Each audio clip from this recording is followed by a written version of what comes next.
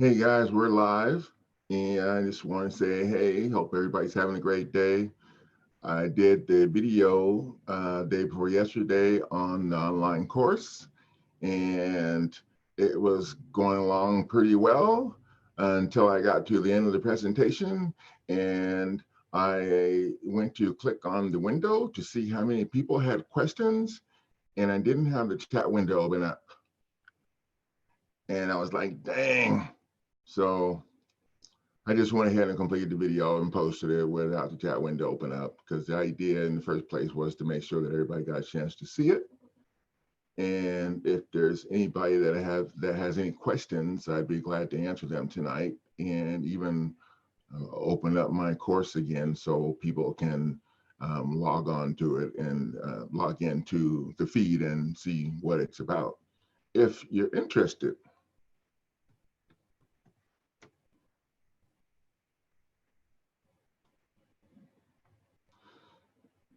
So right now I'm set up to do a radio show. Actually, it's an interview radio show on Hamilton Radio every Wednesday um, at 1 o'clock Eastern time. That's what we decided. 1 o'clock Eastern time. And next week we're probably going to talk a little more about property tax and how it relates to the Airbnbs. Because these people, the cities are controlling these Airbnbs and giving these families a really hard time, and it's terrible what they're doing. Some of these families use the Airbnb income to help them pay their mortgage and to feed their families and all kinds of things like that. So we're going to talk a little bit about that so people will see more options that they have because you have options. If you have courage to step up, you have options. And I'm going to show you what some of those options are. So in the last live feed, we talked about the online course and we're talking a little bit about it today. Um, I'm looking forward to helping you guys learn how to get this stuff done. I'm checking right now to make sure that I have my chat window open so that I can talk to people if people are here. And I'm going to try and set it up to do a live stream every Saturday night and every Monday night. And of course, I'll be in between, but I want to have those nights picked out so people can plan for them. And then I will also have what we're going to do and you guys leave me messages in the either in the chat window or in the comment section down below, and let me know what subjects you like me to cover. But make sure that what you're asking me has to do with the non-conventional side of things, because I don't really spend a lot of time in the conventional side of the foreclosure situation because it's all fraud, and you can't connect the two because if you connect the two, then you get the poop from the fraud side on the other side. And, like we talked about before, once the arguing starts, then the judge gets to help them. And they have structured that in that manner for that purpose. So you want to make sure that you're not putting yourself in a position to where they want to argue. And if they do want to argue, you want to make sure that you have yourself in a position to appeal any decisions because they're going to be violating the rules. And that's the thing that we need to keep in mind when we're attacking these guys. The number one problem, and I'm going to say this again, and you're probably going to hear me say it a whole bunch of times. The number one problem, in my opinion, when people are doing foreclosure defense on their own pro se or pro per or whatever you want to call it, the number one problem is that people do not have the person that initiated the foreclosure against their property, the person that signed to initiate the foreclosure against their property. People do not have that person listed anywhere on their lawsuit. And the reason they don't is because most people believe that the lender is the one coming after you. And the lender is not the one that's coming after you. The lender did a charge off or a corporate charge off, and sold the alleged debt. And that's my opinion based on the signatures. And if anybody wants to argue with me on that, I'd sure like to hear your argument on how you see this situation unfolding, because I help a lot of people on a private Facebook page, and being helping those people allows me an opportunity to get real-time feedback, and that real-time feedback allows me to make certain determinations. And once I make those determinations, I'm able uh, to adjust the lawsuit package or add another document or whatever to nail those doors shut, so other people across the United States won't have to deal with the same BS when they file their lawsuit. So that's the beauty of the power of the group. And our Facebook page, our private Facebook page, also acts as a support group, and for people who have questions that have to do with the process that they've already been through. Most of the questions that are asked in the group I have to field, because we just started this new program that we're doing, and we're just now moving along. And we have some people in our Facebook group that, like Shamel Maxwell in the Facebook group, she used the jurisdictional challenge with an affidavit to actually stop the sale of her dad's house. And I think it was supposed to sell last month on the 6th. And it didn't sell last month, and it still hasn't sold this month. So she's still in court fighting. Everybody's all worried and want to know how many we won and all this stuff. You know what?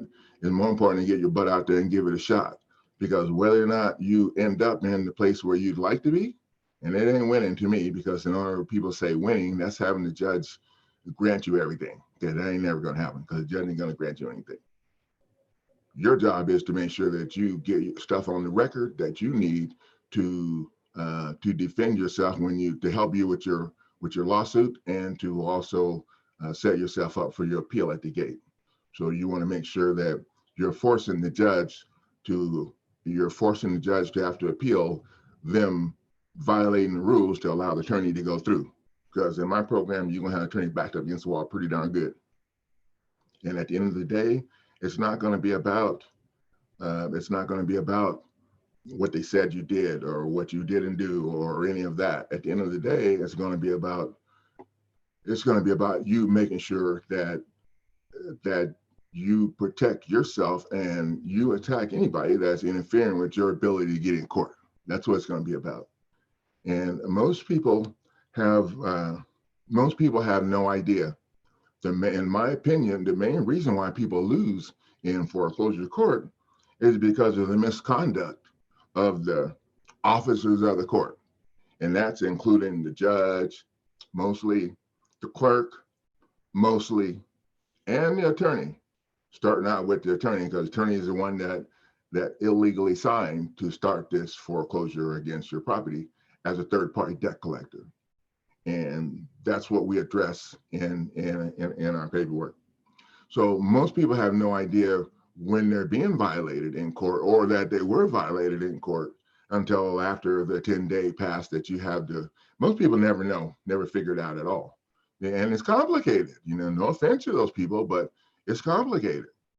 But, when you focus on one thing, and that's the lack of jurisdiction, that allows the program to go a little more smoother, because you don't have all these other things that they want to throw in there to try and confuse the situation. You don't have to deal with all that. You just stick with the one thing, the challenge of jurisdiction.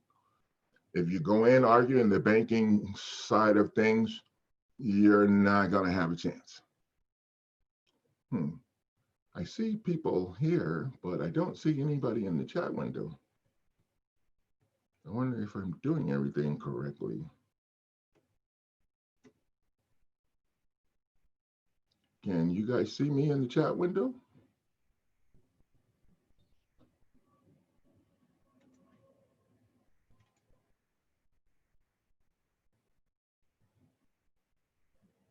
Well, I'm just going to keep going. I'm still learning how to do this.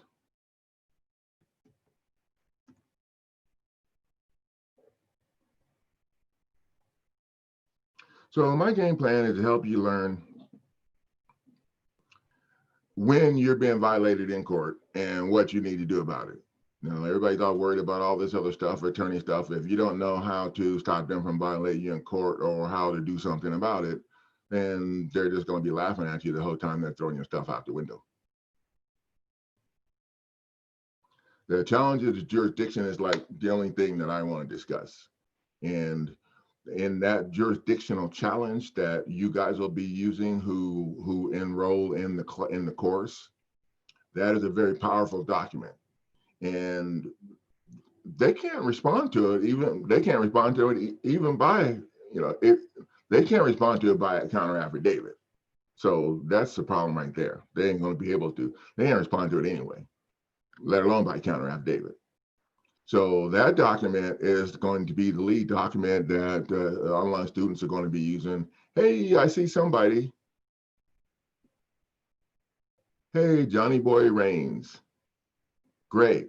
I'm glad you see me because I messed up the day before yesterday really bad. I was like, when I got done with the video, I said, okay, let me see how many people are over here. And I didn't even open up the chat window.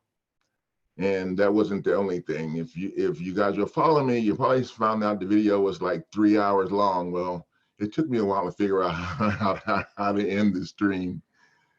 Okay, yeah. Well, I'm learning. I got no problem throwing it out there too, because once I get it down, the hell on wheels. So what state are you in, John Boy Rains? Are you in judicial or non-judicial foreclosure situation?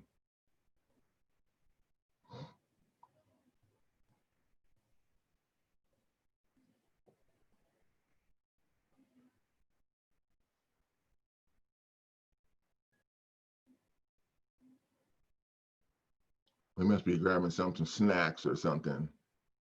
Anyway, so that's going to be one of the goals in the online course. He's in Georgia. Okay, so I know that. I get a lot of people calling me from Georgia. That's non-judicial, and they're a little dirty. But I'm just going to say New York is really dirty too. Yeah, Georgia's non-judicial, and they're a little dirty. Well, the lawsuit packages that I have on my website, I have a strategy for the non-judicial situation to block the eviction process, and not only block the process, but actually remove that process over to your title dispute. See, here's the deal: people don't realize that when you get that unlawful detainer, which is the beginning of the eviction process. Okay, eviction court can only make a judgment on immediate possession. They cannot make any kind of a judgment on a title dispute. So what we've done is when you file your lawsuit in federal court and higher court, you're creating the title dispute that you need to control all that stuff down here. And that's what we do. And there's like 16, I think it's like 16 documents in the non-judicial lawsuit package. You have a document in there to challenge eviction court's jurisdiction. And then you have another document in there, it's a notice of removal to remove the case over to federal court. And when you do that, you attach a file stamp copy of that motion to challenge jurisdiction as an exhibit to your motion that you're going to be filing in federal court. And you ask them to add it to your case. And if they give you a hard time about it, you tell them, here's the deal. My legal team told me that immediate possession cannot be determined until the title dispute's been settled. And that usually takes care of it. And if state court has a problem with it, you can ask the people in federal court to give them a call and let them know that they're messing up. Because once you have it connected to, once you have anything filed in the higher court, the lower court's done. They don't like to admit that, but that's the way it is. And they try to keep on going, and that's why you have to do what you got to do. Hey, your dead grandpa Juan. What's up? What's up, buddy? So what state are you listening to us from, watching us from on this stream? Your dead grandpa Juan. Are you facing judicial or non-judicial?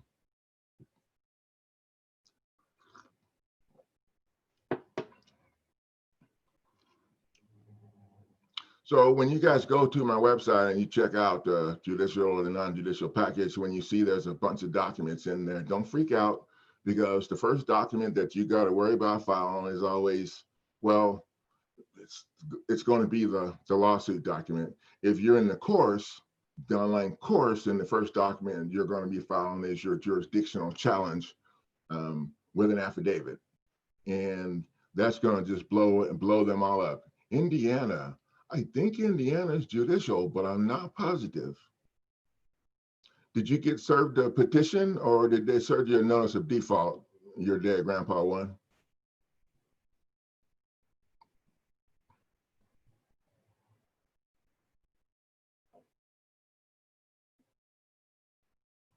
So you guys in the online course, when you file your challenge, your jurisdictional challenge with an affidavit, that's going to blow their case all up.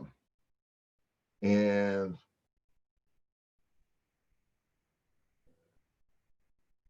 John Boy Raines is asking me a question. And when you file your lawsuit in federal court, you can add all of that stuff that you just filed in state court, blowing all that up. You can add that as evidence. You just have to turn it into an exhibit, and you add it to your lawsuit that you're filing in federal court as evidence to prove that the court should just go ahead and pay you the 5.5 million. I love my job.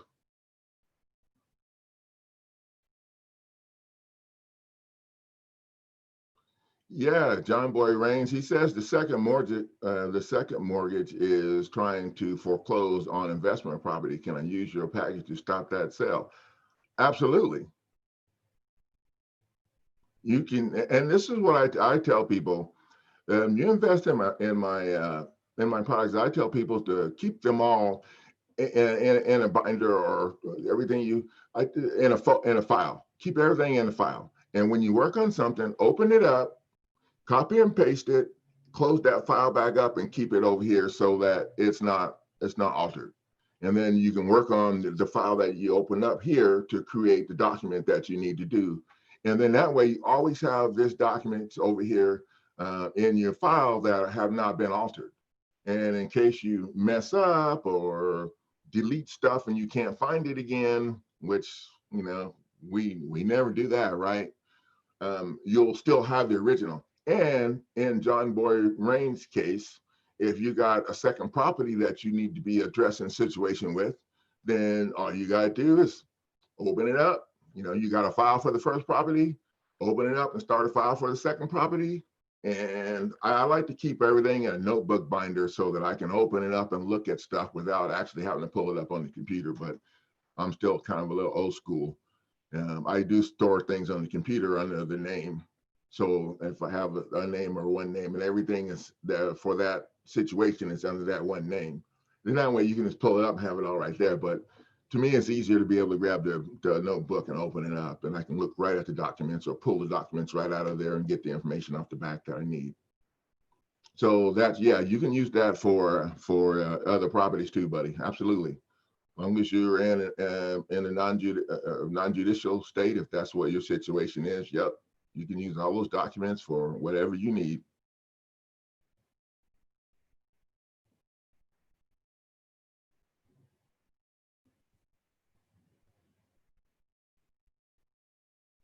Oh, so your dead grandpa says he's good on the eviction process. Just dropped in to say, hey, thanks for dropping in. I'm sure you guys missed me the other day, because when I shut down, I saw I had like 21 people or something, and I was like, oh my God, I cannot believe I didn't open the chat window. But I got it open today, so, and we're on. Hey, Ed. So Ed, was you the one that called me when I was on the radio station yesterday? I had somebody call me when I was on the radio station, but the way we have that set up, I was in Kansas and they were in New Jersey, and so we're just doing it on the internet. So I could barely hear him, but I wasn't sure. I was trying to listen to see if I could tell who it was. I wasn't sure if he was saying if your name was Ed. I was wondering if you were the one that called in on the radio show yesterday. So I'm going to be on the radio. Okay, cool. He said he's purchasing his package this weekend. Now remember, you need to go in there and take a look at that main document for $5.5 million and review it. And if you have any questions, highlight them on your computer, and then we'll get on the phone and I'll go over all your questions at one time. And that'll be the most efficient use of our time. And that'll give you opportunity to make sure you understand everything before you start working on it. That way you don't have to go back and redo stuff and spend a lot of extra time doing things that over and over. So we've been working this program out as we go, and that's what we're doing right now. So.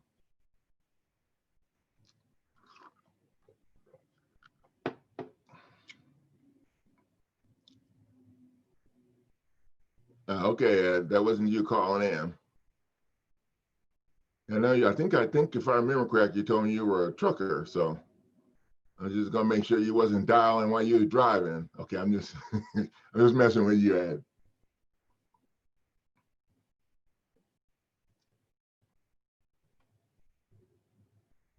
You didn't know I was what? You didn't know? No, I don't.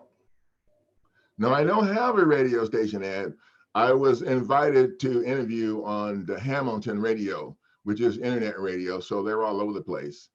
And the owner of the station, his name is Gene, and he has been following me on YouTube. And he finally friended me on Facebook one day, and I looked down. It's like, he owns a radio station. Why does he want to be Why does he want to be in my group? So yeah, I let him in the group, and it's a good thing. So he's really impressed with what we're doing here, and he wants to help me reach more people. So their radio station reaches like 55 million people. He was telling me we have people in Czechoslovakia and Russia. And I was like, well, I don't think those people are going to help me, but if they watch my YouTube, they can. And he started laughing. So I'm just happy to be able to talk to more people. So we're going to talk this Wednesday a little bit about, well, a little more about the property tax situation and how it relates to these Airbnbs who are being thrown under the bus by the cities, gouging them for more money and trying to control their property. People don't realize that the property taxes is what gives these the city officials the misguided thinking that they have authority to control what you do with your property and all that. And it's just it's just not true. If your deed was not registered in their office, they would not be able to do all the stuff that that they're doing to people. And so that's one of the things that we've been helping people become aware of. And actually, the property tax situation, I think, is one of the most looked at videos that are on my YouTube channel. So we're going to start doing a little more work with those and telling people about them and answering questions. People need to understand that what we're doing here is totally different than what people are used to. So you can't compare it to what everybody else is doing.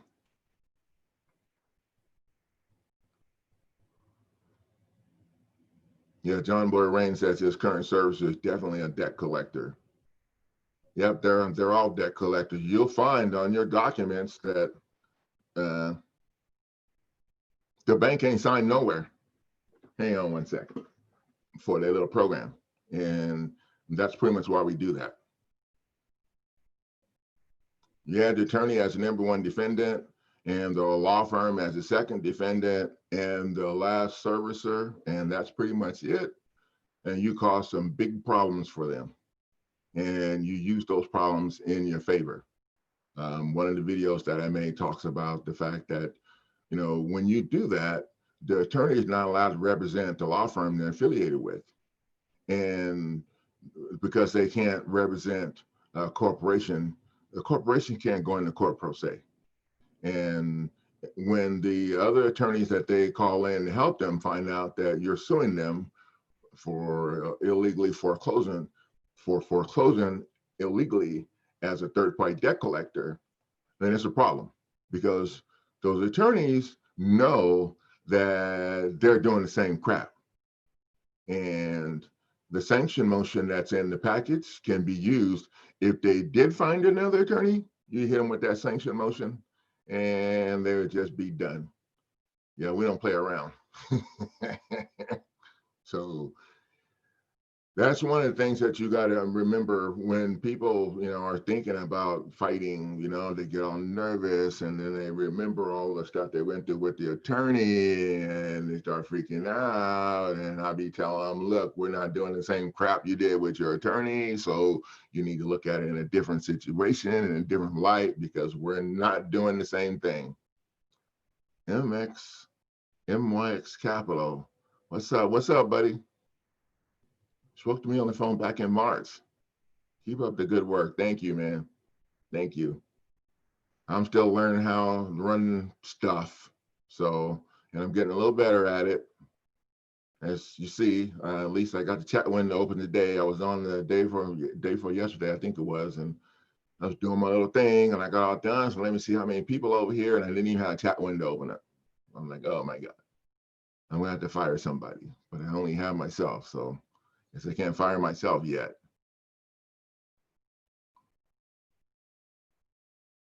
Endorsements are super important. Yeah, I tell you, it's nice working with these guys from the radio station because they're going to allow me to talk to more people and to reach more people without having to pay Google AdWords. So I appreciate you guys all jumping in here on the stream and leaving your comments. They're really important and help other people see that we got it going on here. And my goal is not to help you win. My goal is to help you get to stay in your house and put the people that's actually trying to throw you under the bus on the hot seat. And the winning part is you're going to have to do on your own, because I'm not an attorney and I don't have time to do all that stuff. My job is to give you what you need, the tools and the coaching to get you on the path. And you'll find out federal court ain't trying to have no stinking trial. They ain't trying to have no trial. If you've been wrapped up in anything in federal court, actually any court, they ain't trying to have no trial because it costs too much money. And when you come to the table with my stuff, stick it in their face, it's going to be a problem. It's going to be like a money pit, because my goal is not to teach you how to go into court and have the judge rule on your stuff. My goal is to make the judge not want to rule on the stuff and make them not want you in court. Because if they can't control you, they're not going to want your butt in their court if they can't control you. And one of the things that, yes, MYX Capital says attorneys are crooks. So you know how to tell when the attorney's lying, right? It's when their mouth's moving. That's when you can tell. And yes, they are. And you know what? The reason why they don't help you is because their buddies are the ones that's trying to steal your property. And they can't go up against their buddies. So hell no, that'd be a problem. They'd get kicked out of their group and they wouldn't be able to steal people's property anymore. That would be a huge problem.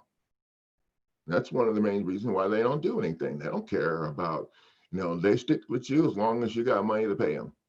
I had a lady tell me she went through $9,000, and when she got done, the attorney told her he don't know why she's fighting so hard. She needed to move out.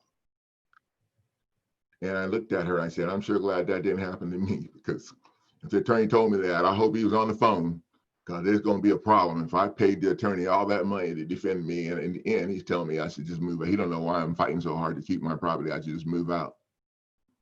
No, that'd be a problem. I'd be headed to jail. Okay, so let's get off of that. Yeah. So yeah, you're right. Attorneys aren't ready to help anybody, and that's the way the problem, the program structured. I always tell people, you got to do it yourself. You can screw up your own case yourself. You don't need to pay an attorney to screw up your case for you. And if you do it yourself, at least you know what's going on. And that's one of the big difference between what I'm trying to do here, what I'm doing here, and what the other people are doing. What makes me different is I'm helping you learn. You have to take the ball and run with it. I'm not even blocking for you. Well, I kind of am with the information, but what how they say, knowledge is power. But you have to spend the time reviewing the documents so that you understand them and looking up the words that you don't understand. And that way, just people don't realize when you go to court to file stuff, the clerk is messing with you. She's messing with you, or he is messing with you to see if you understand what you have. And a lot of times they'll take my stuff in the back room, and they'll be back there for, and this is when I get this real-time report. They'll be back there for a few minutes, maybe 5 or 10 minutes, and then they'll come back with the supervisor. So 2 of them will come back. And then they'll start looking over your stuff, and they'll start trying to figure out a way to pick it apart and send you back without filing it.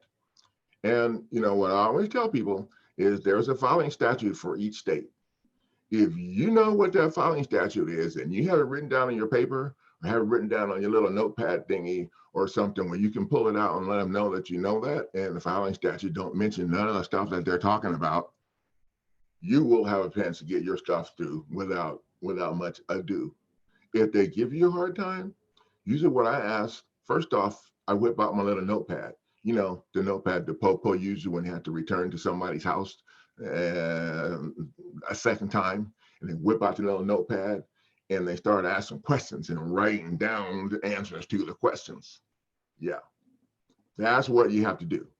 Write their names down, who the clerk supervisor, and then I would ask them, and you want to be specific, you want to ask them, do you as a clerk have the authority to make a legal determination on my paperwork? And then wait for an answer. And most of the time they'll just take your stuff and go file it.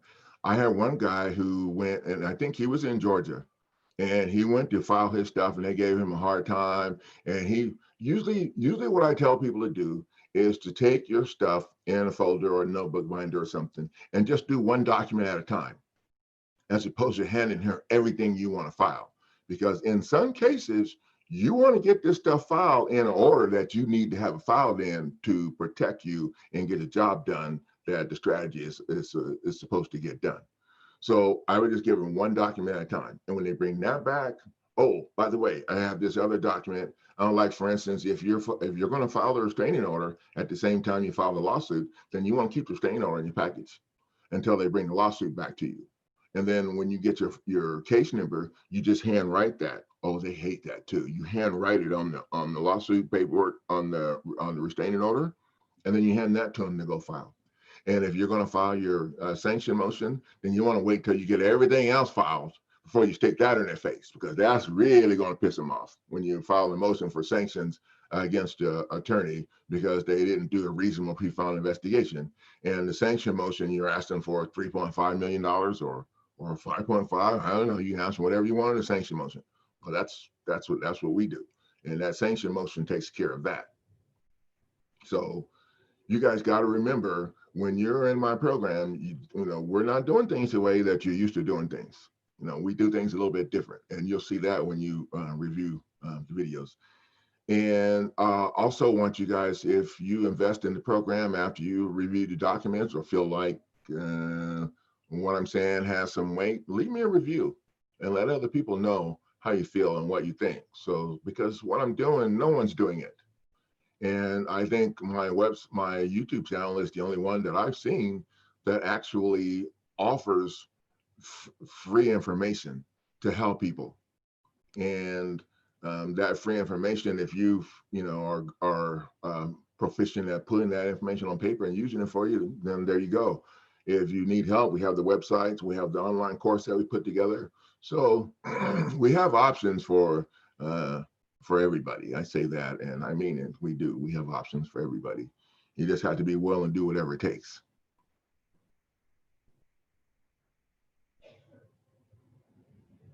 I'm reading Max S. Chapo, God, you're the man, and we the people trust in God, and it is for citizens only.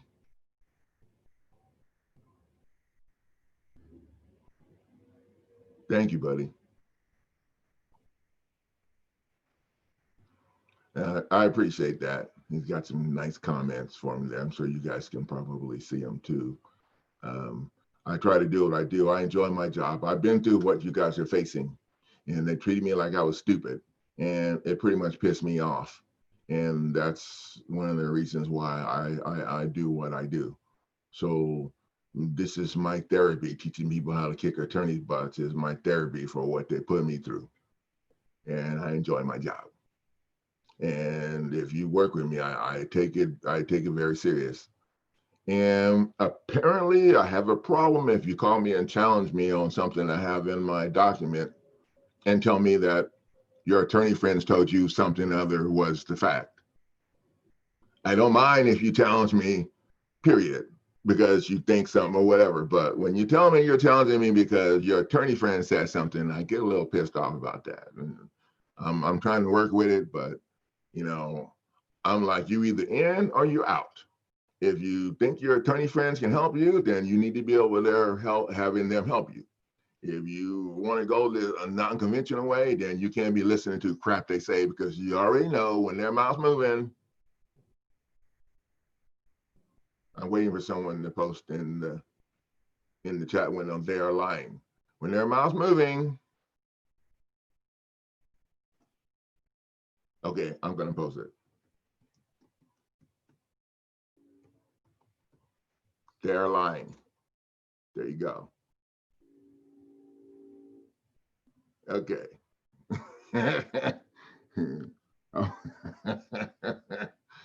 Someone posted a little picture of a little tiny mouse. Okay. So do you guys did you see the online course? You want to take a look at it again? I don't know. I think I can do this. Maybe. How do I get back to the chat window?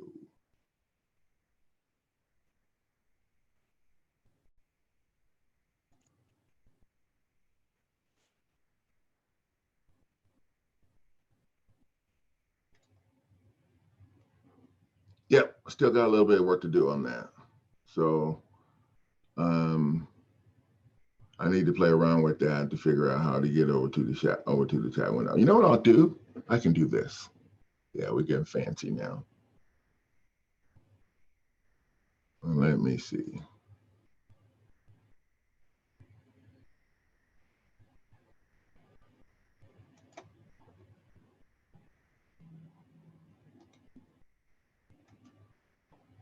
Okay, let's do this. I'm going to post the video from the day before yesterday in here so you guys can take a look at the online course.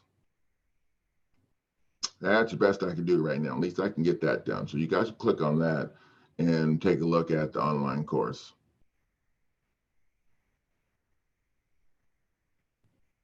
And I'm going to, so what is today? Tomorrow's Friday. I'm going to be back on tomorrow night late like this. So you guys check out the course on the videos that I have posted in the chat window. And if you have any questions, you can email me at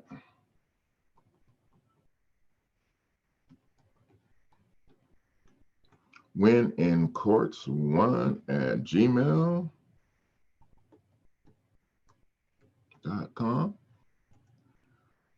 Email me your question, and then I'll take a look at it before I start the feed and get the answer, figure out what the answer is or whatever, and we can talk a little more about this tomorrow.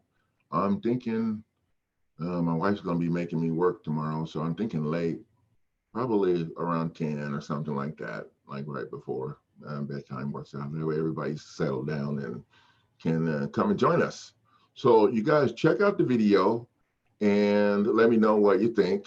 If there's something that you think that I should put in my course, please let me know. But remember, it's on the non-conventional side. I didn't want to hear nothing about the conventional stuff. On the non-conventional side, if there's something that you think I need to add to it, okay, really, I will listen to either way, because someone might have a great idea that I need to. VS Infinity, thanks for being the best foreclosure coach I know. Oh, Thank you. I don't play around.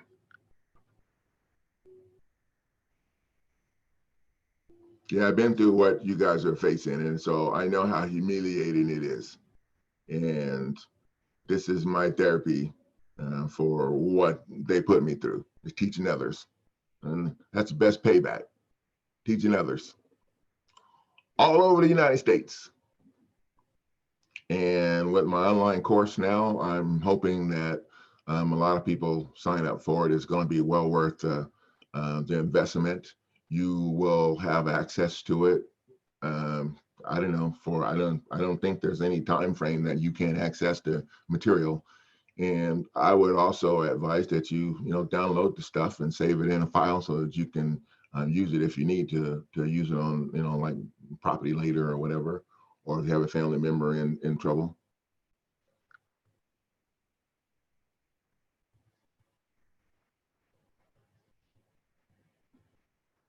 Um, no, the email that I use, if you've been using an email that's getting to me, that's the same email.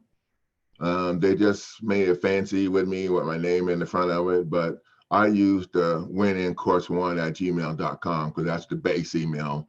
And I don't have to worry about, like, for instance, if I get tired of paying these people to have my name in the front of it, then I still have everybody that I still have my actual email address out there that everybody can use. And that's the one that I remember anyway. So, but they're both, who asked that question? Someone asked that question about the email. Uh, Johnny Boy Rains. Yeah, so they're both the same. But I use the winincourse1@gmail.com. That's the actual base email. And then the other email is just a fancy one that they put on there to make me look cool. So you can, either one will get to me.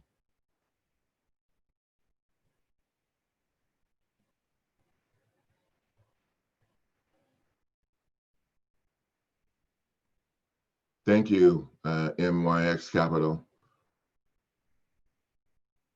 So I'm going to say good night so I can get some other things done. And you guys review the online course and let me know what you'd like to hear me cover in my online feed, because I want to be talking about the things that are important to you guys. I mean, I hope I am, but I know there's some things that I don't think about that you guys are going through. I went through this some years back, 10 or 12 years ago. So things have changed considerably now, especially with all this stuff going on with this coronavirus and everything. So when the coronavirus started, I lowered my lawsuit packages from 850 down to $500 because I knew what was going to end up. I knew where we were going to end up, which is where we're at now. So I'm looking forward to being able to help people. And even so you guys have people have your friends subscribe to my channel. I need to get 1,000 subscribers, and I need 4,000 hours of watch time to qualify to host ads on my site. And once I qualify to host ads on my site, they'll generate a ton of income that I'll be able to use to hire people to help. I'll be able to lower the prices of my lawsuit packages. So any family should be able to afford it if they're struggling with this situation. But I need to qualify to host those ads and get my foot in the door that way. And then we can start looking at pissing off more attorneys. So thank you guys. And I will see you guys tomorrow late. So have a great evening. And I think I figured out how to end the stream now. Yep, I can end it now, so it's not going to roll for another 2 hours. So I know you guys are going to be checking me, right? Good night.